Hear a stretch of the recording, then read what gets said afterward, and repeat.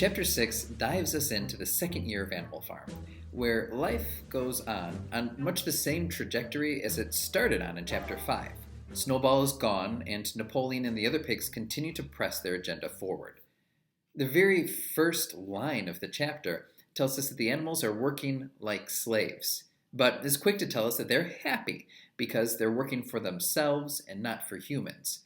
Though there is a bit of a shadow that's cast over these descriptions when we're told that they're laboring 60 hours a week, and even though work on Sunday afternoons is voluntary, they have half their rations reduced if they don't show up. But the good news is that the animals are making progress on their windmill.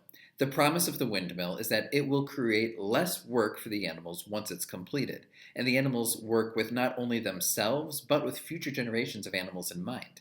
They're pretty clever with how they're going about the construction, including taking huge boulders and dropping them off the edge of the quarry so that they'll break into more manageable rocks. And of course, anytime there's hard work involved, we have to give credit to Boxer, whose strength seemed equal to that of all the rest of the animals put together. But in the midst of this somewhat rosy picture the chapter paints of the animals' unity and strength toward their common goals, other shadows begin to lurk in as well.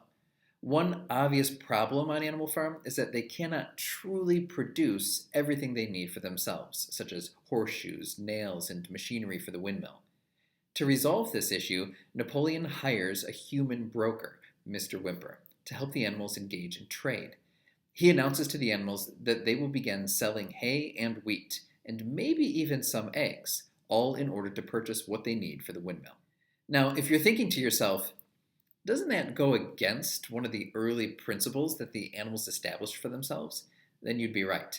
If you look all the way back at Old Major's speech in Chapter 1, he in fact tells them not to engage in trade or handle money or adopt any habits of mankind's. Well, the animals certainly remember this and were conscious of a vague uneasiness. Never to have any dealings with human beings, never to engage in trade, never to make use of money. Had not these been among the earliest resolutions passed at that first triumphant meeting after Mr. Jones was expelled? The animals know there's something wrong about this, but Napoleon has three big tools that he uses to push his agenda forward: the growling dogs, the interrupting sheep, and of course, Squealer, who seems like he can explain anything away.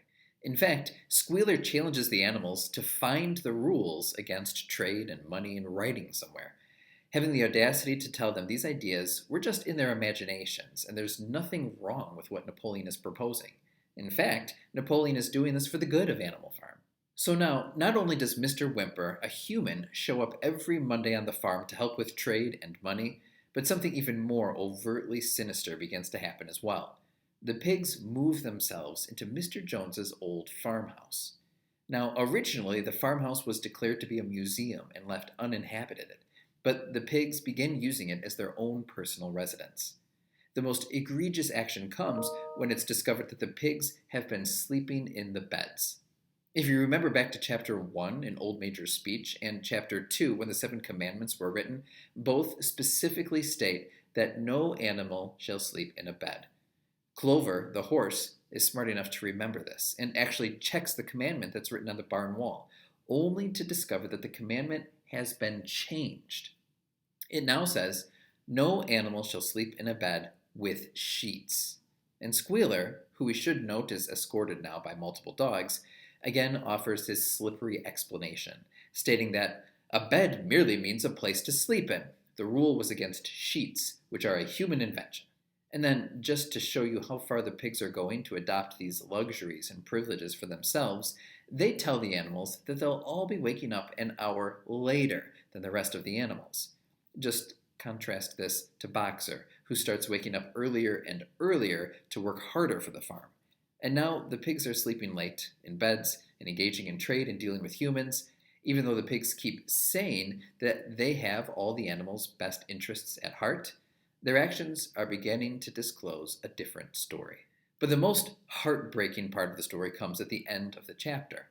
During an especially harsh storm that uprooted trees and tore off shingles, their half-completed windmill is destroyed. All of the animals, including Napoleon and the pigs, are devastated by this, since they had spent so much time and energy constructing it. It's pretty obvious that the windmill was knocked over by the storm. However, Napoleon interprets the event differently and tells the animals, "Do you know the enemy who has come in the night and overthrown our windmill? Snowball." Now, why would Napoleon say this? It's doubtful that he actually believes Snowball could sneak back to the farm during a storm and knock down their windmill. What's more likely is that, unfortunately, the design for the windmill was flawed, and they paid the price for it during this storm. Now, instead of accepting the blame for the flawed design, Napoleon posits Snowball as the enemy who has sabotaged their product. Now, why would Napoleon say this? It's doubtful that he actually believes Snowball could sneak back to the farm during a storm and knock down their windmill. What's more likely is that, unfortunately, the design for the windmill was flawed, and they paid the price for it during the storm. Now, instead of accepting the blame for the flawed design, Napoleon posits Snowball as the enemy who has sabotaged their project. This has the advantage of making sure Napoleon looks like he's still the perfect good guy, and anything that goes wrong, he has someone he can conveniently blame. Nevertheless, the animals believe the lie about Snowball and end the chapter thinking of ways to catch him, all while Napoleon commits them all to working even